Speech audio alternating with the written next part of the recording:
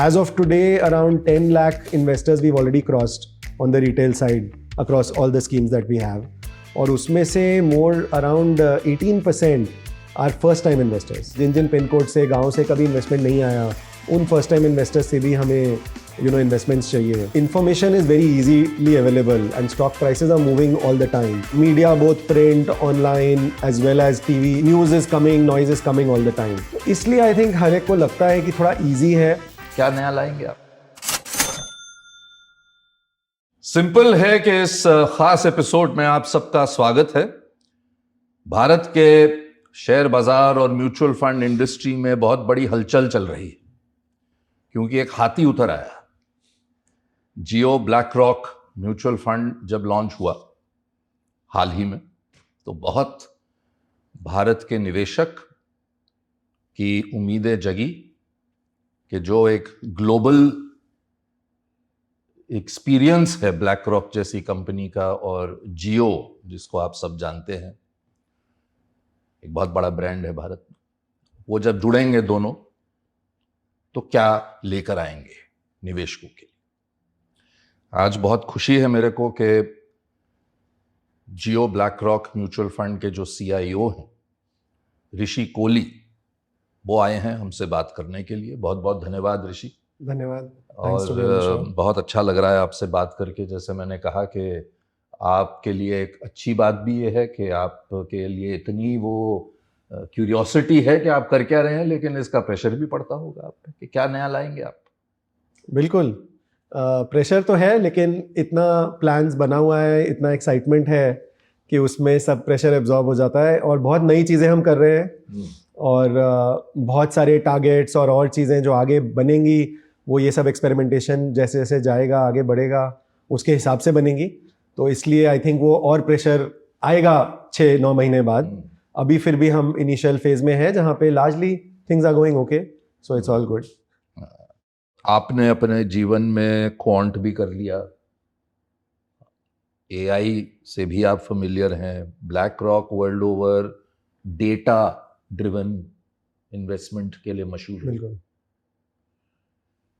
इस सबसे डेरिवेटिव्स तो कर ही लिया आपने, खैर, बट हेज फंड के लिए भी स्ट्रैटेजी चला लिया आपने. अब ये सब साथ जो आप मिलके ला रहे हैं, हाँ जी, तो क्या प्लान है? जैसे आपने अभी तो हार्डली 6-8 महीने हुए हैं आप लोगों को, लेकिन मैं जो पढ़ता रहता हूँ वो हर जगह आप सब तेजी से एक के बाद एक अब आपके सब प्रोडक्ट 12 फंड्स हो गए. हमने कुछ देखे शुरू में पैसिव फंड्स जिनको कहते हैं, इंडेक्स बेस्ड. अब आप एक्टिव फंड्स भी लॉन्च कर रहे हैं. करेक्ट. तो जरा समझाइए कि सिंप्लिसिटी के तौर पर, क्योंकि क्वांट भी अब लोग समझते हैं, टेक्नोलॉजी का क्या रोल हो सकता है, AI का क्या रोल हो सकता है. तो एक इन्वेस्टर जो समझने की कोशिश कर रहे हैं मार्केट को, जो इन्वेस्ट करना चाहते हैं लेकिन थोड़ा पहले समझना चाहते हैं, उनको आप क्या समझाएंगे कि क्या हो क्या रहा है इन्वेस्टमेंट की दुनिया में? श्योर. नहीं, बिल्कुल. सो पहले जियो ब्लैक रॉक जैसे आपने बोला, मैं उसके बारे में 2 मिनट बता देता हूँ क्या ओवरऑल गोल है और वो इन कौन से प्रोडक्ट्स को लीड कर रहा है वो प्लान, और कैसे वो इन्वेस्टर्स के लिए बेनिफिशियल होगा. सो जियो और BlackRock, Jio everyone knows, Reliance group and whatever it is doing. BlackRock दुनिया का सबसे बड़ा एसेट मैनेजर है. I think recently quarterly results they said total AUM globally has crossed 14 trillion actually, which is an unimaginable number sitting in India. कितने zeros आते हैं वो मैं भी भूल जाता हूँ कई बार. तो ये 2 हाथी जो कि आपने पहले बोला आए हैं साथ में, जुड़े हैं फॉर द इंडियन मार्केट, क्योंकि दे रियलाइज्ड एक तो कि गैप है इंडियन मार्केट में. देयर लॉट ऑफ थिंग्स जो ग्लोबली जिस तरह से होती हैं वो नहीं हो रही हैं यहाँ पे. Systematic data driven approach, and will talk about it as we go along.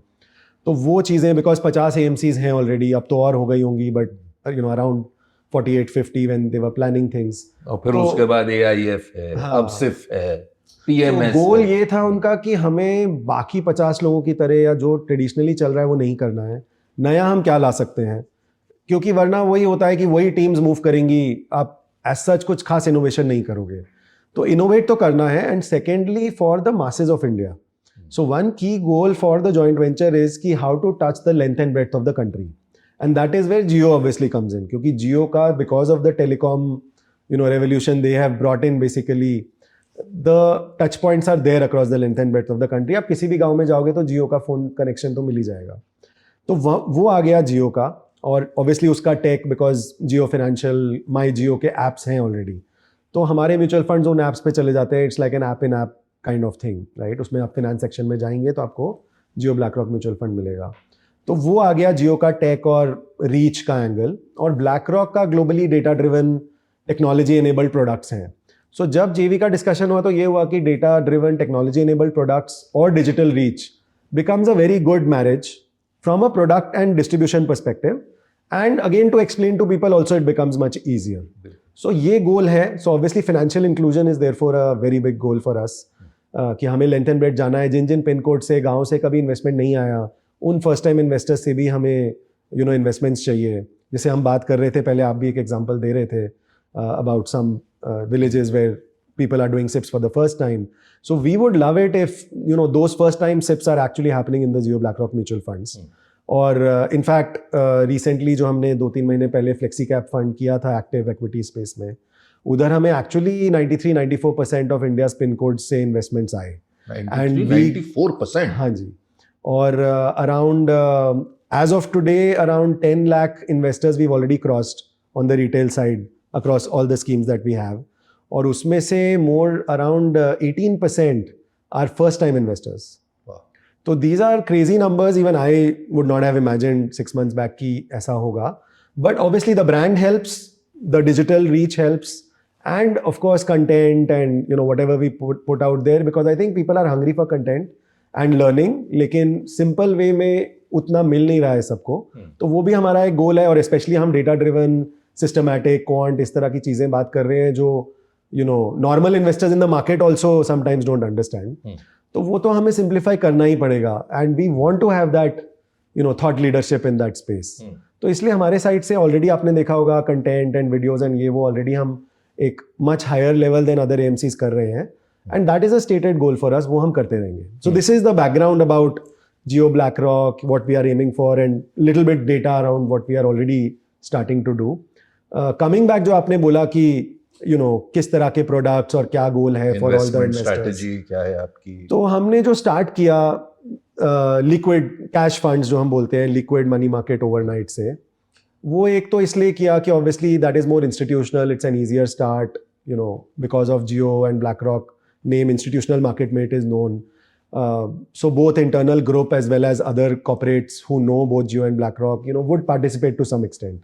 And that's a good way कि आपका operational machine, investment team, marketing team, everyone gets active. And अगर आप first time investor के perspective से सोचो, जिसको mutual fund पता ही नहीं है, beyond fixed deposit कुछ पता ही नहीं है, तो वो first आप क्या बोलोगे कि fixed deposit से आप थोड़ा सा पैसा निकाल के liquid fund, money market fund भी safe रहेगा, same as fixed deposit, because there will be still be a lot of people who don't want to take any risk. तो equity market जरूरी नहीं है उनका first step हो. तो उनको आप बोलोगे कि fixed deposit से आप थोड़ा सा liquid, overnight, money market, ये सब में आप try कर लो, risk is the same, zero, and you get slightly better yields or better operational ease, and better flexibility in terms of liquidity. तो वो उसका first step हो गया. एक बार वो हो गया, is comfortable with the mutual fund and now he understands कि थोड़ा बहुत equity में होना चाहिए, whether less or more depending on his risk appetite and his age. तो फिर आप उसको इंडेक्स फंड्स दोगे, बिकॉज पहले तो एक नॉर्मल मार्केट पार्टिसिपेशन होना चाहिए. इसलिए फिर हमने इंडेक्स फंड्स लॉन्च किए कि मेरे पास Nifty, next 50, small cap, mid cap, all those market caps होने चाहिए. और एक हमने जीसेक 8 to 13 ईयर इंडेक्स भी फिक्स्ड इनकम में किया था, which is a small category, but again looking at this asset allocation in mind कि जिसको चाहिए वो एक्सपोजर और पहले simple index low fee product होना चाहिए. तो इसलिए हमने वो भी लॉन्च किया. और उसके बाद हमने फ्लेक्सी कैप जो एक्टिव एक्विटी कैटेगरी में आता है वो लॉन्च किया, because then once you have the liquid funds and then you have the index on the equity side, फिर आप एक्टिव एक्विटी में जाओगे. तो हमने एक्चुअली लॉन्चेस उसी तरह प्लान किए हैं जिस तरह एक फर्स्ट टाइम इन्वेस्टर का प्रोग्रेशन आइडियली होगा. नेक्स्ट क्या है? नेक्स्ट अब हम इनफैक्ट 27 जनवरी नेक्स्ट वीक हमारा एनएफओ स्टार्ट हो रहा है एक सेक्टर रोटेशन फंड का, जहाँ पे जो थेमेटिक में आएगा, and obviously India has some business cycle funds and sectoral thematic funds, but हमारा थोड़ा अलग होगा बिकॉज वी बिलीव कि globally there are 3 sources of alpha जो बहुत रिसर्च हुई है. इंडिया में we don't still look at it that way, but just to explain to everyone, एक हो गया stock specific alpha which is what we all focus on in India. But second level of alpha is the sector level of alpha. और third है जो factor या style जो हम बोलते हैं, जो इंडिया में उतना नहीं था, बट लास्ट 5 years में I think that pace at least on the passive side and few handful of active funds, at least people have started to understand that. So ये 3 डिस्टिंक्ट सोर्सेज ऑफ अल्फा होते हैं. तो again from our perspective कि हर investor के portfolio में कुछ अच्छे mutual funds होने चाहिए जो स्टॉक स्पेसिफिक अल्फा पे फोकस कर रहे हैं, कुछ जो सेक्टर लेवल अल्फा ला सकते हैं और कुछ जो फैक्टर लेवल अल्फा ला सकते हैं. उस तरह से एक्चुअली पोर्टफोलियो कंस्ट्रक्शन होना चाहिए even on the equities side. So that is our understanding globally as well as locally, but locally this is not very well understood. तो वो हम एजुकेशन ऑब्वियसली मार्केट में करेंगे. में कौन सी कैटेगरीज आ जाती हैं? फैक्टर में ग्लोबली स्टाइल एक्सपोजर्स बोलते हैं, तो उसमें जैसे momentum is a little talked about in India, और फिर वैल्यू, ग्रोथ, लो वॉलेटिलिटी, हर चीज के लिए आपके पास फंड्स हो सकते हैं ऑन सिंगल फैक्टर्स, और फिर मल्टी फैक्टर के 1-2 फंड्स हैं एक्टिव मार्केट में. That can be like a combination of all the factors to make it more all weather kind of thing. और तो हमारा सेक्टर रोटेशन है जो आप कर रहे हैं. हाँ, तो इसमें क्या होगा कि मेरा फ्लेक्सी कैप फंड जो है या जो और फंड्स मार्केट में है वो स्टॉक लेवल अल्फा निकालने की कोशिश कर रहे हैं. ऑब्वियसली प्रोसेस अलग अलग होगा और मैं बताऊंगा हमारा क्या फर्क है. लेकिन सेक्टर रोटेशन में हमारा गोल है कि सेक्टर स्पेसिफिक अल्फा पे हम टारगेट कर रहे हैं, उसमें stock level doesn't matter much. So that is top down. Turn भी करते रहेंगे उसमें सेक्टर? हाँ, सो वो हर फंड में हमारा एक चर्न तो होगा डिपेंडिंग ऑन द स्ट्रैटेजी, जैसे चल रही है जो स्ट्रैटेजी है, जो डेटा है, जहां पे फास्ट मूविंग डेटा है. जैसे फ्लेक्सी कैप में हमारे ऑल्टरनेटिव डेटा का यूज है. to 15-20% of the model is based on alternative data, which I don't think any other AMC does. जैसे कि ऑनलाइन ट्रांजैक्शंस हो गए, जॉब पोस्टिंग्स हो गई, मैसेज बोर्ड्स हो गए, जो डिस्कशन बोर्ड्स चलते हैं. Obviously in a lot of these things बहुत सारा नॉइज भी होता है, but that is the whole skill of AIML team. ये कर चुके हैं आप? ये ऑनेस्टली लोकल टीम में अभी एक्सपर्टीज नहीं है पूरी. ये वाला पार्ट हम ग्लोबल ब्लैक रॉक का एक, मतलब अपने फंड्स में आप कर चुके हैं शुरू? हाँ जी. सो फ्लेक्सी कैप का 15-20% एक्चुअली डेटा जो है वो अल्टरनेटिव डेटा और मॉडल्स हैं, which is very interesting. Globally BlackRock के लिए the weightage of alternative data and related models has gone up to 50%, almost 40-50% in many funds. India में 10-12 साल पहले छोटे परसेंटेज से एक्सपेरिमेंट करके धीरे धीरे बढ़ते बढ़ते अब 15-20 रेंज में पहुंच गया है. आई थिंक नेक्स्ट 10-15 ईयर्स में वहाँ भी 40-50 पहुंचने का स्कोप है. तो वहाँ पे फास्टर मूविंग डेटा होता है, राइट? जैसे कि आपको डेली या लाइव डेटा मिल रहा है, तो वो डेली आपने देख लिया ऑनलाइन ट्रांजैक्शंस आज क्या हुए हैं, नहीं हुए हैं, जॉब पोस्टिंग्स क्या बढ़ रही हैं, घट रही हैं, उसका वैल्यू महीने या 3 महीने बाद क्या रहा, तो वो आपका नियर टर्म में ही उसका इम्पैक्ट ज़्यादा आएगा. तो इसलिए वहाँ पे मुझे थोड़ा फ्रीक्वेंटली, सो लेट्स से on a weekly time frame हम रीबैलेंसिंग करते हैं. बट रीबैलेंसिंग डजंट मीन कि पूरा पोर्टफोलियो चेंज हो रहा है. रीबैलेंसिंग मीन्स कि मेरा जो नया डेटा आया है उसके वजह से जो वेटेज चेंजेस मुझे मॉडल बता रहा है वो माइनर चेंजेस होंगे ऑन अ वीकली बेसिस, जो हमारे फ्लेक्सी कैप में अराउंड 3% ऑन एवरेज होता है. So over the year it's 150%, which is higher than other flexi cap जहाँ पे 50-60-70% होगा. But it's not like crazy, it is 2 to 3x. It is not like sometimes people think कि अगर आप quant या rebalancing weekly कर रहे हो तो 10x हो जाएगा, वैसा नहीं है. It is still a gradual process. Coming back to sector rotation, obviously sectors में तो चीजें और स्लो मूव करेंगी और उधर मेरा ऑल्टरनेटिव डेटा कम होगा. जो होगा job postings kind of thing, वो अगेन डेली उतना चेंज नहीं होगा बट मंथली चेंज होगा ज़्यादा. It is not like online transactions और डिस्कशन बोर्ड्स जो मिनट बाय मिनट या डेली चेंज हो रहे हैं. तो वहाँ पे फिर हमारा मंथली टाइम फ्रेम है चर्न का, which means a monthly rebalancing process. Again changes will be small, it will be 5-10% range, but it will be on a monthly basis. तो 20% और गोइंग फॉरवर्ड अगर ग्लोबल पिक्चर देखूं मैं तो लगभग 50% machine, 20 और 50 के बीच, हाँ जी, मशीन ड्रिवन प्रोसेस हो गया. सी मशीन ड्रिवन तो डेटा ड्रिवन ज्यादा हो गया. ऑल्टरनेटिव डेटा का ये कंट्रीब्यूशन है. मशीन का ऐसा है कि वी से machine plus human, right? But overall the process is like almost fully disciplined, automated, whatever you want to call it. The reason is discipline. So again, coming back to retail investors also, होता क्या है कि हम सब ने ये data देखा है, पढ़ा है, इंडिया ग्लोबल आप किसी भी मार्केट चले जाओ, इट्स द सेम डेटा।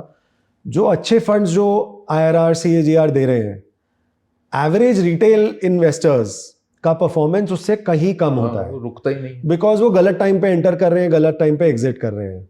अब वो इसलिए होता है because even the best of funds, उनका जो अल्फा का वॉलेटिलिटी है, आउट परफॉर्मेंस अंडर परफॉर्मेंस का, is typically in a discretionary fundamental traditional process very high.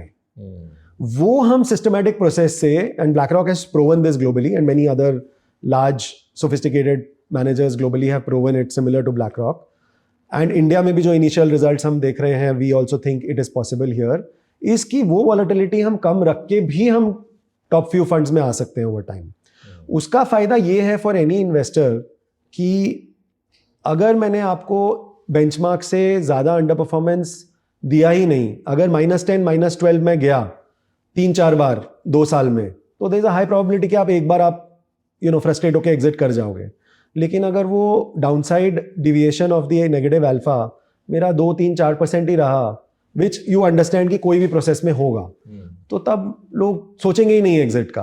तो वो जो डिसिप्लिन है ना, वो automatically not only retail but even some larger and sophisticated investors, it will come in automatically if this negative alpha is controlled. तो वो हमारे process में, और वो सिर्फ सिस्टमैटिक प्रोसेस ही कर सकता है, बिकॉज अदरवाइज तो बेस्ड ऑन ह्यूमन माइंड कहीं ना कहीं आप वो डिसीजंस लोगे which will play out wonderfully for you, for good fund managers that plays out very well, but उसमें वॉलेटिलिटी आप कभी नहीं कंट्रोल कर पाओगे। तो कोई ऐसा पार्ट है जहां पर ह्यूमन स्किल जो है, हाँ, क्योंकि आप और आपकी टीम में भी ऐसे ही लोग होंगे जो कईयों में वो स्किल होगा, करेक्ट, वो भी कोई एक आध स्कीम में नजर आएगा आगे चल के? नहीं, सो हर स्कीम में हमारा मानना ये है कि ये प्रोसेस डिफाइन कर दिया हमने more for this discipline for ourselves and for so that results to the investors is good in the long run, and some of these things as I explain कि कम डाउनसाइड अल्फा और rebalancing जो होगा frequently, alternative data का usage, ये सब manually possible ही नहीं है।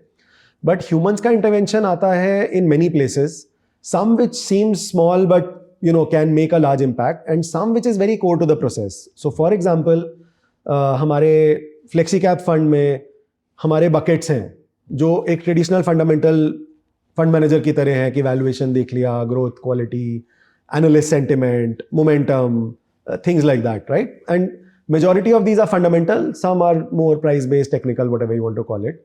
तो उनमें लेकिन अभी कौन से सिग्नल में, we call it a signal, like let's say P ratio, PB ratio, या ROE, ROC, ऑपरेटिंग मार्जिन्स, तो ये हर एक को हम एक सिग्नल बोलते हैं।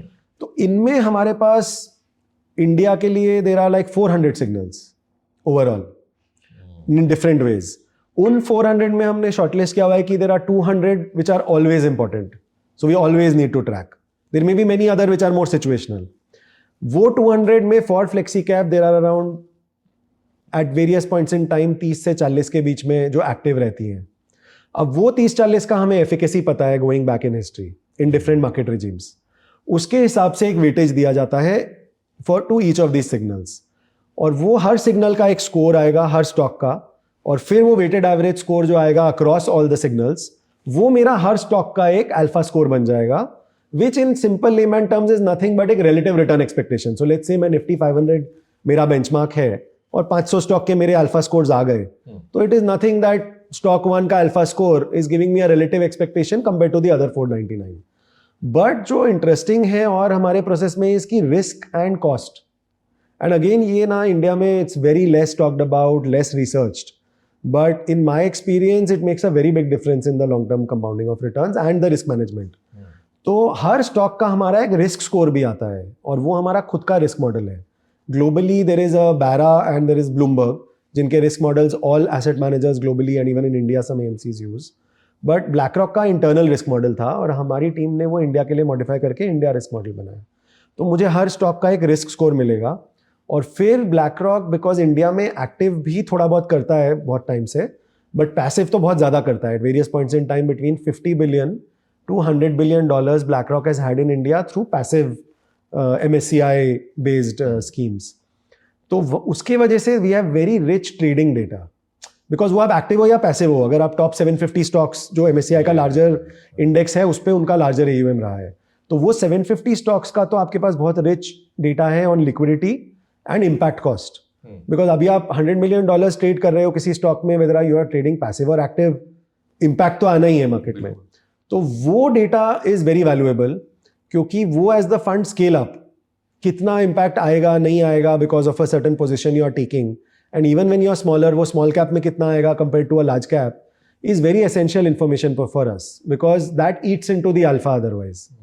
तो हमारे ऑप्टिमाइजर में जो अलादीन पे है, which is a much talked about system, उस पे मेरा alpha score, risk score, cost, liquidity scores, analysis सब कुछ जाता है, और फिर पोर्टफोलियो ऑफ स्टॉक्स निकलते हैं, which therefore is a cost controlled, risk controlled sort of portfolio.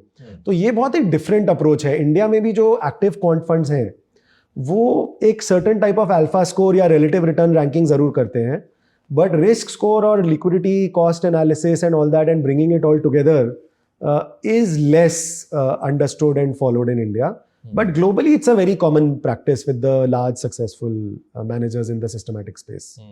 तो ये नई चीजें हैं कुछ जो हम इंडिया में ला रहे हैं, और इसके वजह से हम वो रिस्क भी कंट्रोल कर पाएंगे जो मैं पहले कह रहा था। और सिमिलरली अब सेक्टर रोटेशन में क्या होगा, अब ये तो फ्लेक्सी में बिकॉज स्टॉक स्पेसिफिक अल्फा पे हम फोकस कर रहे हैं, तो स्टॉक लेवल अल्फा स्कोर्स आ गया, तो इट इज बॉटम अप। अब अगेन ये मार्केट में मिसनॉमर है कि क्वांट सिस्टमैटिक थोड़ा टॉप डाउन होता है, you know, stock specific bottom up तो ट्रेडिशनल फंड मैनेजर्स ही कर सकते हैं, बट ऐसा नहीं है। जैसा कि मैंने आपको बताया कि यहाँ पे हर स्टॉक में मैं मेरे पास 200-400 सिग्नल्स हैं एक्चुअली, फिर उनमें से मैं 35 को इंपॉर्टेंस दे रहा हूँ। हाँ, तो वो अगेन एक ह्यूमन को करना ऑलमोस्ट इम्पॉसिबल है, तो हम वो चीजें भी कर रहे हैं जो एक ट्रेडिशनल एनालिस्ट नहीं कर सकता है।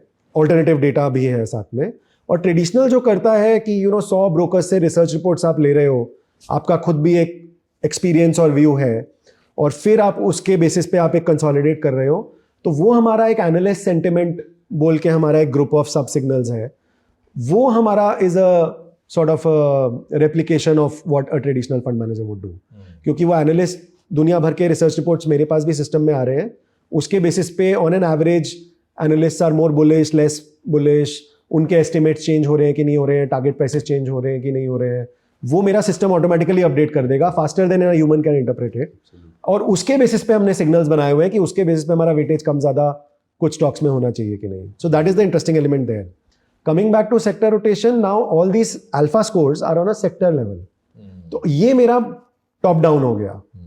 तो उसमें ऑब्वियसली एक अलग नया बकेट जो आ गया, बाकी तो वैल्यूएशन, क्वालिटी, सेंटिमेंट, मोमेंटम ये सब सिमिलर रहेगा, लेकिन the analysis will be done at a sector level, not at a stock level.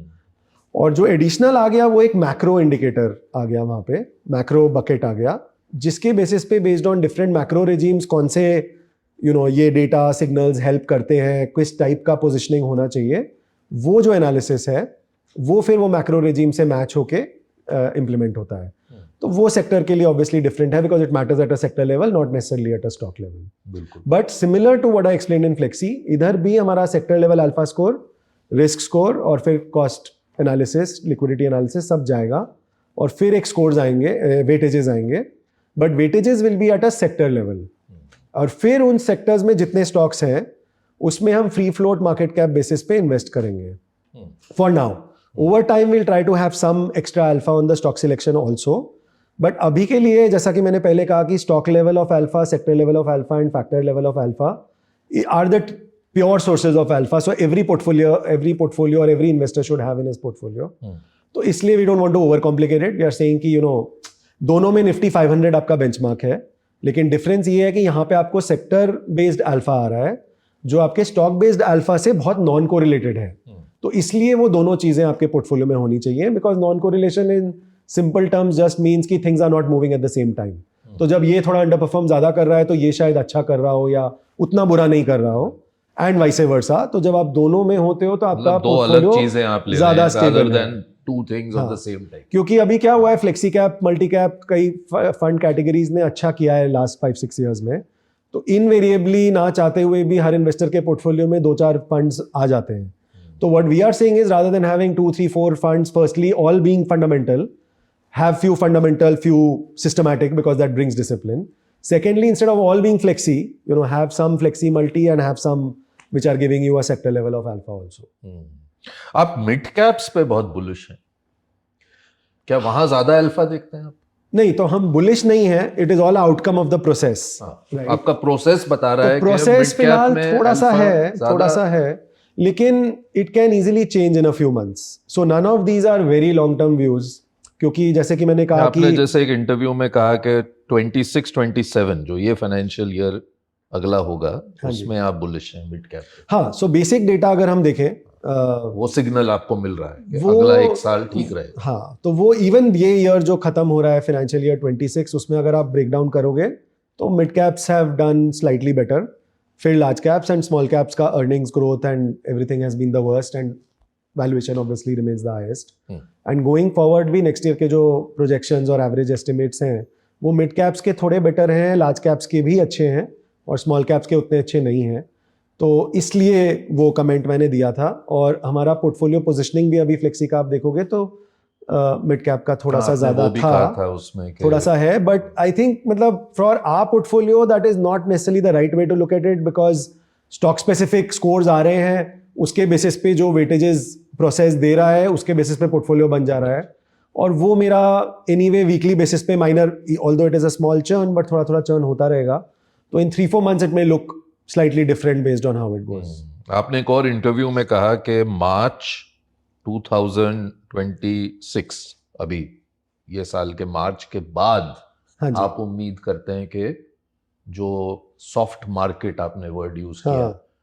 कि ओवर हीटेड मार्केट थी सेटअप ऑलमोस्ट फ्रॉम सितंबर अक्टूबर 2024 से जो चल रही थी उसको आप देखते हैं मार्च तक जो वो इशू था वो हट के 2 साल आपने कहा कि you see better stock market, right? हाँ, so I will explain that. Donald Trump ने क्या वो चेंज कर दिया आपके इक्वेशन?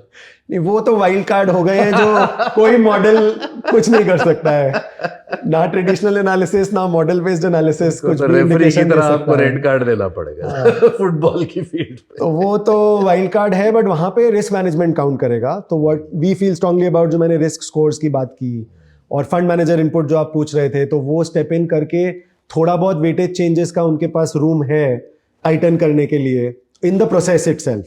सो वो हमने प्रोसेस में ही डाला हुआ है कि हमने एक सेक्टर बाउंड, स्टॉक बाउंड्स, हमने कंस्ट्रेंट्स डाले हुए हैं। वो constraints fund managers can tighten it when some weird things are happening जो नॉर्मल नहीं है। But weird things don't mean news announcement coming in some sector और स्टॉक, बिकॉज वो तो हर हफ्ते कुछ ना कुछ होता रहेगा। It means this kind of things, geopolitical, Trump या समथिंग एल्स दैट हैपेंस। तो वहां पे हम रिस्क टाइट कर देंगे थोड़ा, तो we think we can react faster to some of those things. But other than that, as you said on a lighter note, कि वो तो कुछ नहीं कर सकते हैं। So obviously world war 3 start हो गया तो you know obviously the view will Covid change, जैसे आया वो कुछ नहीं कर सकते। Century event, but things like अब टैरिफ ओवर टॉक नाउ, अभी हो गया है larger impact, market has digested it. I think on the margin ऐसा कुछ बहुत बड़ा नेगेटिव और इंडिया के लिए नहीं होने वाला है। कुछ भी होगा तो माइनर रिलीफ ही होने वाला है। So I think it is a neutral to a positive thing going forward. The negative impact has already happened. तो from that angle I was saying, and the history of that view is कि in fact August 24 I had actually in some media and other client discussions mentioned that a lot of these quantitative signals are saying that the next 1.5 years can be very tough, and you won't believe, no one agreed with me at all. So everyone used to argue कि domestic flows, SIP flows ये सब इतने strong है, कैसे गिरेगा market? And I used to tell them that आप US market में भी जाओ जो developed है अभी, या कोई भी और market, there is a pace at which the market develops, and every market has gone through this phase where you know the foreign money maybe was more important, then domestic money became more important, then the flows were so consistent that was supporting the market. But ऐसा नहीं होता है कि index level पे index will never fall even 10-15%. Maybe you can say 30% falls अभी कम होंगे for a few years, but 10-15% can happen due to any reason. But you won't believe, कोई नहीं मान रहा था कि 10-15% भी at a headline nifty, bank nifty level markets can come down. And that actually reiterated my view. क्योंकि what I have seen is a lot of time the data aligns. और reasons clear नहीं होते हैं तो no one agrees. But a lot of the reasons then come through in some way or the other. वो कहते हैं ना data never lies. हाँ, correct. तो उससे मुझे और लगा कि कुछ भी डिस्टर्बेंस स्टार्ट होगा तो ये लंबा खिंचेगा, जो कि हुआ है। एंड उसमें फंडामेंटल कहाँ पे आगे डेटा सपोर्ट कर गया कि अर्निंग्स ग्रोथ भी आप देखोगे तो क्वार्टर ऑन क्वार्टर डिसअपॉइंट करता चला गया। तो वो हमारा चला पिछले क्वार्टर तक। पिछले क्वार्टर में हल्का सा अपटेक आया after 4-5 quarters, and even some more granular metrics like number of upgrades to downgrades, on the margin analyst estimates, target price changes, जैसा कि मैंने कहा वो सब हम signals यूज करते हैं। वो सब चीज़ें भी सब कुछ on the margin थोड़ा थोड़ा पॉजिटिव हुआ for the first time after सितंबर 24। तो वहाँ से वो इनिशियल सिग्नल और व्यू मेरा बना कि थोड़ा सा भी पॉजिटिविटी, बिकॉज ये 4-5 क्वार्टर्स के बाद हुआ है, मार्केट का टाइम करेक्शन, प्राइस करेक्शन जो भी होना था हो गया है। तो थोड़ा सा, एंड लास्ट क्वार्टर में अक्टूबर नवंबर दिसंबर from Diwali to new year, largely if all retail investors want to remember, Diwali to new year typically markets have a tendency to bounce. एक सीजनैलिटी होती है जिसके बारे में भी पास्ट में मैंने आर्टिकल्स लिखे हुए हैं। तो वो डेटा से मैच हो रहा था, तो इसलिए मेरा व्यू था कि नवंबर दिसंबर probably you will see a bounce. Jan फरवरी if you are going with a bounce into दिसंबर, तो जैन फेब टिपिकली थोड़ी वॉलेटिलिटी और मार्केट डिक्लाइंस आती हैं, और फिर आपका क्वार्टरली रिजल्ट्स आएगा जब अगेन अराउंड दैट थोड़ा वॉलेटिलिटी रहेगा। और अगर दिसंबर क्वार्टर और मार्च क्वार्टर में थोड़ा थोड़ा भी अपटेक कंटिन्यू किया, which is the base case assumption right now, then markets will get the confidence. Because एक क्वार्टर तो ब्लिप हो सकता है, लेकिन जब 2-3 क्वार्टर में थोड़ा थोड़ा इंप्रूवमेंट दिखेगा, that is when probably the sentiment will fully come back, and that is what leads to much smoother markets going forward. So ये था genesis of that view. So far अभी तो results just चालू हैं, let's see how it goes. It's obviously been mixed right now, but it will depend on this. अगर उसमें बहुत ज़्यादा disappointment हो गया for whatever reason, then it may be a softer year similar to last year. लेकिन वो अगर थोड़ा uptick भी हुआ तो I think it will happen. The positivity will come through. And FPI flows के बारे में बहुत बात होती है। पूछने वाला था आपसे कि क्यों बेच रहे हैं इतना, क्या परेशानी है? नहीं, तो यही है, आई थिंक अर्निंग्स को तो फॉलो करेगा ही। You know globally they have a lot of choices. India में बैठ के हमारे पास इंडियन मार्केट्स ही हैं इन्वेस्ट करने को लार्जली, और थोड़ा हद तक वो भी लिमिटेशंस के करेक्ट। साथ। और फिर वो एलआरएस है, म्यूचुअल फंड के थ्रू नॉर्मल लिमिट्स तो फुल हैं बहुत टाइम से। बाकी जो आप कर सकते हो गिफ्ट सिटी या खुद डायरेक्टली, वो LRS is cumbersome process, you know, everyone can't do it, तो वो easy तो नहीं है। तो हमारे लिए इंडियन मार्केट्स हो गया, बट ग्लोबल कोई बैठा है तो उसके लिए तो दुनिया भर के मार्केट्स हैं। और AI trade has been the hot trade of last year, और अभी भी लार्जली चल ही रहा है वो। तो Korea, China, some of these markets are still interesting. तो they have so much of choice that you know for them to shift allocations is not very difficult firstly. Secondly, वो उन्होंने थोड़ा सा इनिशियल चाइना कोरिया एलोकेशन के लिए किया, और फिर यहाँ पे अर्निंग्स ग्रोथ भी डिक्लाइन होने लग गया, तो then that becomes a reason to further not participate और टू रिड्यूस फर्दर। तो वो अगेन ये 1-2 क्वार्टर्स अपटेक आएगा तो I think that sentiment will arrest. और बाकी अगर आप एफआई फ्लोज को मार्केट मूवमेंट से अगर आप कोरिलेट करेंगे ना, तो 10-15 साल पहले होता था कि that used to lead the market, but now it is like lagging the market. So actually they are coming on momentum. The trailing 6 month returns जब 1-2 महीने के लिए पॉजिटिव रहेंगे, तो आप देखोगे कि उनके फ्लोज नेक्स्ट मंथ पॉजिटिव हो जा रहे हैं। जब ट्रेलिंग 6 मंथ रिटर्न्स 1-2 महीने के लिए कॉन्जिक्यूटिव नेगेटिव हैं, तो उनके एफपीआई आउटफ्लोज हो रहे हैं।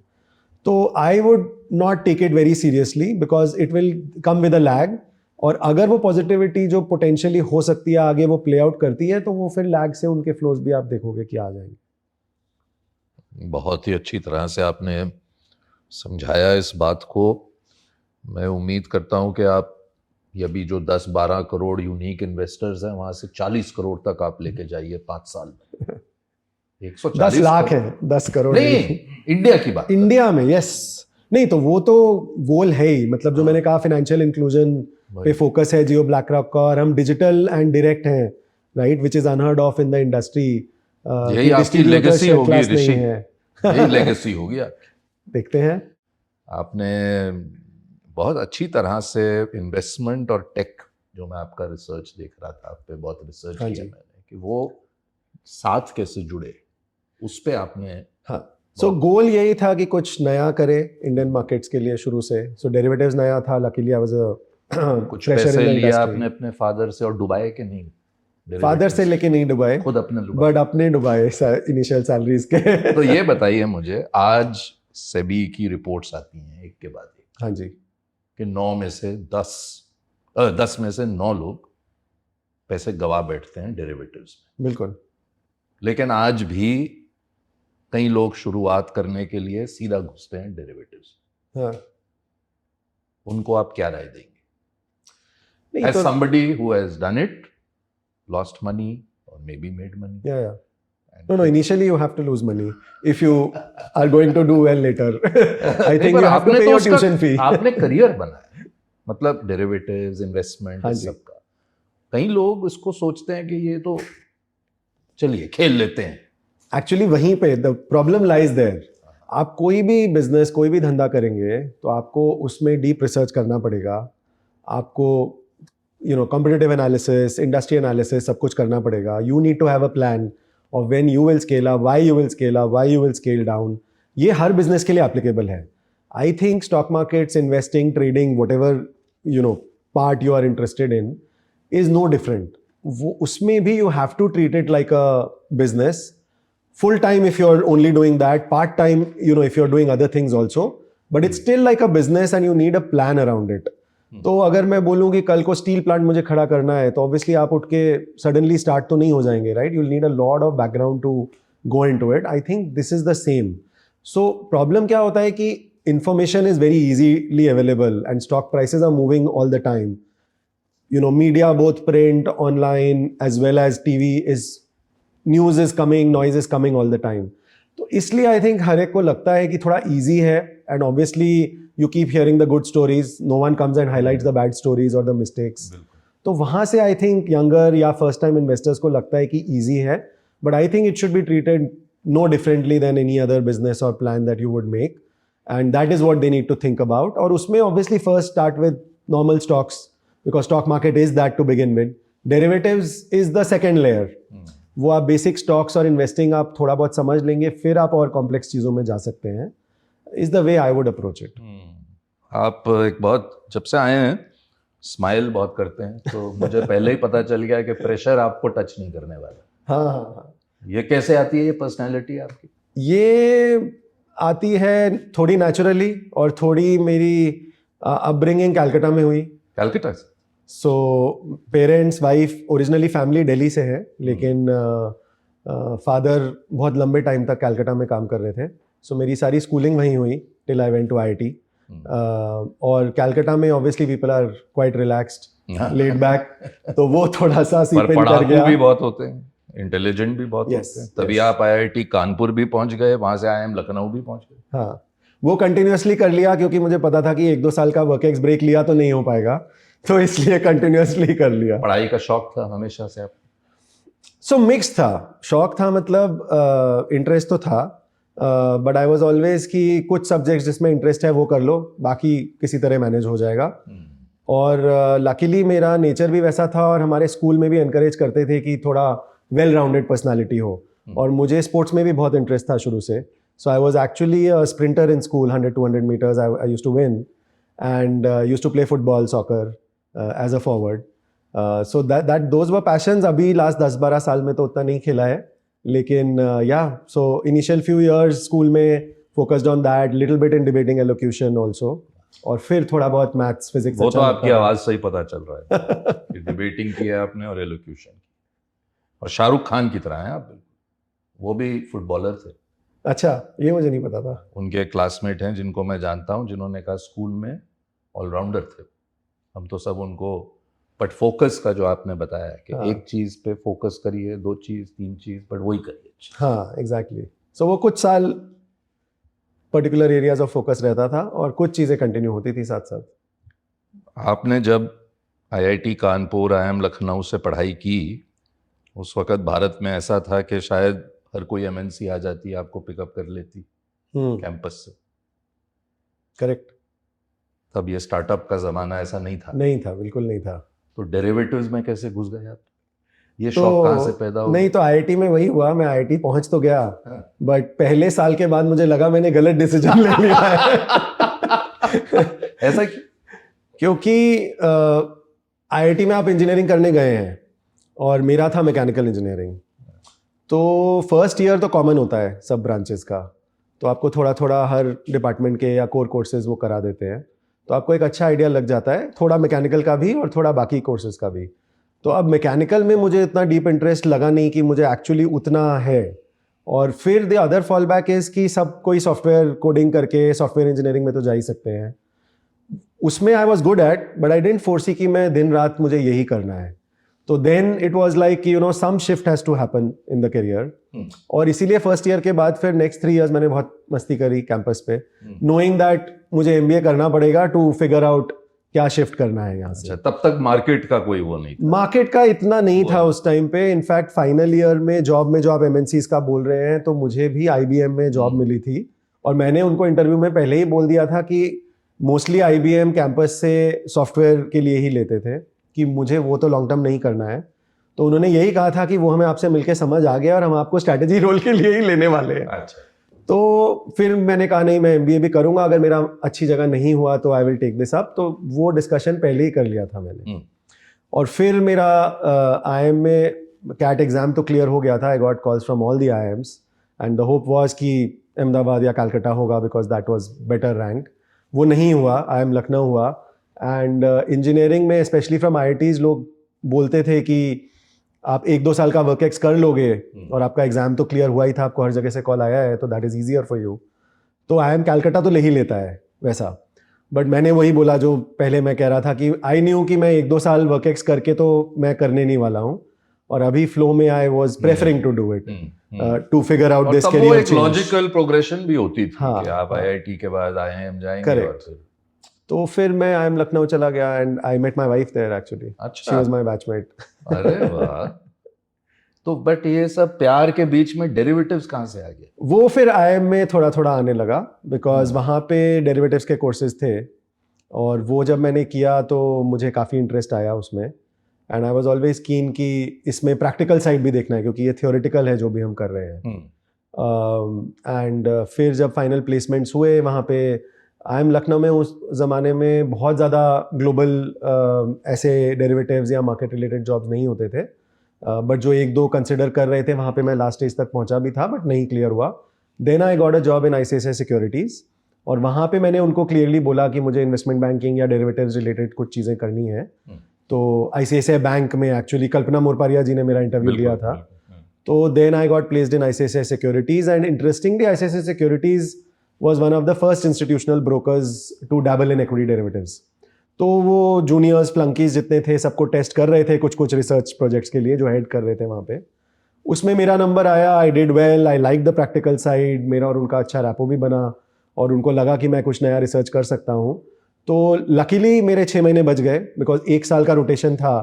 लेकिन 6 महीने में वो ज़रूरत पड़ी. That business really boomed for ISec और मेरा स्टेंट हो गया था जो भी फ्यू वीक्स का. तो मुझे पूछा गया कि आप फुल टाइम उसमें मूव करना चाहते हो कि नहीं. और मुझे इंटरेस्ट आ गया था प्रैक्टिकल साइड जो मैंने देखी उससे, और थियोरेटिकल तो मुझे अच्छा लगता ही था.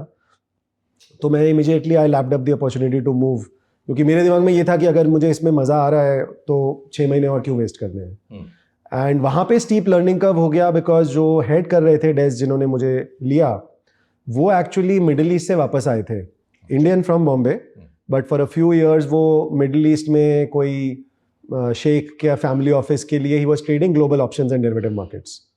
तो and derivatives was very new in India, right. तो he was among the very few people जिनको एक्चुअली वो एक्सपोजर था.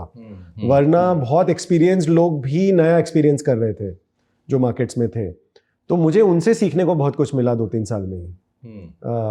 एंड बिकॉज टीम छोटी थी तो हर चीज़ में पार्टिसिपेट करने का मौका मिल गया. So while I was responsible for research and bringing out reports daily, weekly, whatever. But I used to back him up on the sales side. Dealer भी एक ही था trading के लिए. When he was stretched, so then I would use to deal also. So I think that 360 degree perspective जो है किसी भी I think career में, business में, if you can get it a little early, and that credit obviously I give to that first boss of mine, Anil Desai. In fact, he became a very good friend later. अब retired हैं, but we still catch up. उनको देता हूँ कि उन्होंने encourage किया, देखा कि पोटेंशियल है. But he let me go on media. He used to go a lot and he said कि I go and say the same thing, but you are doing the research, you have some interesting ideas, तो आप भी जाइए. तो वो exposure early on मिल गया luckily. So that is a bit of luck. I think that matters everywhere. आप कितनी भी मेहनत कर लें, वो थोड़ा लक, थोड़ा राइट कनेक्शंस, राइट एक्सपोजर चाहिए होता है. So that helped. And फिर वहाँ से I kept picking on things. नहीं, वहाँ से तो आपने पीछे मुड़ के देखा ही नहीं. आपने तो बिल्कुल आगे ही चलते रहे. टेक्नोलॉजी और फाइनेंस को आपने मैरी किया अपने लाइफ में. सबसे बड़ी चीज़ क्या सीखी आपने अपने माँ बाप से? So time management, वांट तो सब सीख लिया आपने। time management and humbleness, simply.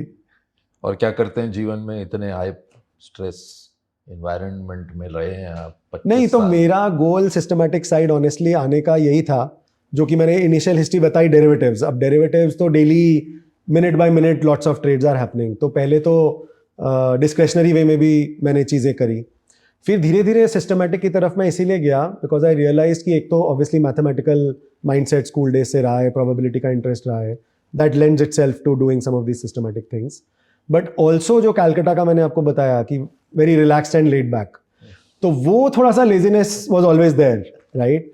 So then I was like कि अगर मेरा टाइम बच रहा है by being systematic and I am eliminating all the noise, क्योंकि वो टीवी क्यों देखना है बैठ के मुझे न्यूज़ पूरा दिन, राइट? उसमें क्या वैल्यू एड मिल रहा है? It is more distraction than meaningful 95% of the time, I would say. So I realized slowly that that systematic element, you know, it resonated with my personality obviously, and it gave me the time to do research and to meet people. So I like doing both. मैं quant research भी detail में जब जाता हूँ किसी topic में, तो for days on end I can be immersed in that. तो अगर मेरा systematically trade management, portfolio management, updates सब हो रहे हैं, तो I don't need to worry about that. I can focus on this. And when I am bored of that or I want a change, then you know, a little bit of sales marketing or just meeting people to get new ideas भी मैं कर सकता हूँ. तो वो mindset से ही मैंने systematic और क्वांटिटेटिव फील्ड में और डीपर गया, and that is actually what helps me be very relaxed, because वो डे बाय डे और मिनट बाय मिनट अगर आप स्क्रीन देखोगे या न्यूज़ देखोगे is when the stress comes stress ही बढ़ेगा। इन. लेकिन वो पॉइंट ही नहीं है. गाने भी गाते हैं? गाने मैं नहीं गाता, वाइफ गाती है. अच्छा, आप क्या? एंड जो गाता है नीड्स एन ऑडियंस, तो बी अ गुड ऑडियंस. नहीं, आपकी आवाज इतनी अच्छी है, आप थोड़े हम्बल हो रहे हैं इस मामले में। मुझे लगता है आप भी गाना गाते नहीं नहीं नहीं, बिल्कुल नहीं. हैं। म्यूजिक का शौक लगता है मुझे जैसे। म्यूजिक का शौक नहीं है, बट वही I have always had close friends and relatives who can sing. बिल्कुल। तो कोलकाता तो ऐसी जगह है जहाँ म्यूजिक सपोर्ट रहा आप है. चाहें भी ना तो आपके खून में बस जाता है। करेक्ट. ऋषि, बहुत बहुत अच्छा लगा आपसे बात करके। मुझे मैं भी. आपको थैंक यू. उम्मीद करता हूँ, प्रार्थना करता हूँ कि आप जो सारा अपनी शिक्षा 25 साल की आपने ली, इसको अब आप पूरी तरह लगाएं और हम इस देश को फाइनेंशियली इंक्लूसिव बनाएं. That's the goal. Thank you a lot for your Thank you wishes very and much, blessings. Rishi. Thank Thank you.